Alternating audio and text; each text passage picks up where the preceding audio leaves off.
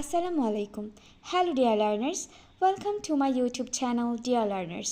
In my previous videos, I discussed about a rule of right form of verb, and today I will talk about the example of this rule. So let's get started. First of all, আমি বলেছিলাম ভার্বের সাথে যদি S অথবা e s যুক্ত থাকে তাহলে সেটি হবে হলো সিঙ্গুলার ভার্ব এবং এস অথবা ইএস যুক্ত না থাকলে সেটি প্লুরাল ভার্ব হবে।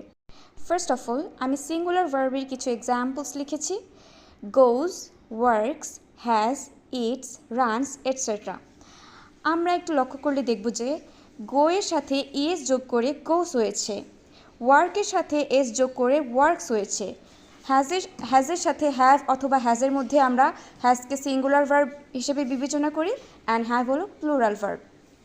ইটের সাথে এস যোগ করে হয়েছে ইটস, রানের সাথে এস যোগ করে হয়েছে রানস। সো আমরা কি বলেছি সিঙ্গুলার ভার্ব তখনই হবে যখন ভার্বের সাথে এস অথবা ইএস যুক্ত হবে। তাহলে এখানে গো একটি ভার্ব, ওয়ার্ক একটা ভার্ব, ইট একটা ভার্ব, রান একটা ভার্ব। আমরা ভার্বের সাথে এস অথবা ইএস যুক্ত করেছি, তার মানে এগুলো সিঙ্গুলার ভার্ব হিসেবে কনসিডার করা হবে। এখন সেন্টেন্সে এদের প্রয়োগ দেখা যাক। First of all he goes to school. এখানে হি হলো থার্ড পারসন সিঙ্গুলার নাম্বার। হি মানে একজন ব্যক্তিকে বোঝায়, অনেকগুলো ব্যক্তিকে বোঝায় না। সো আমাদের সাবজেক্ট যেহেতু সিঙ্গুলার, আমরা কি জানি যে সাবজেক্ট সিঙ্গুলার হলো মানে হলো verb singular and subject plural মানে হলো ভার্ব প্লুরাল।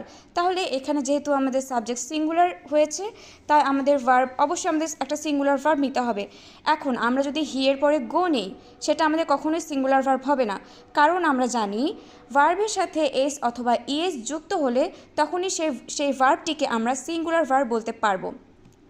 সেকেন্ড সেন্টেন্সটি লক্ষ্য করো, মিতু ওয়ার্কস হার্ড। এখানে মিতু বলতে একজন ব্যক্তিকে বোঝানো হয়েছে, তাই ভার্বের সাথে অর্থাৎ ওয়ার্কের সাথে এস যুক্ত করে আমরা ভার্বটিকে সিঙ্গুলার ভার্ব করেছি।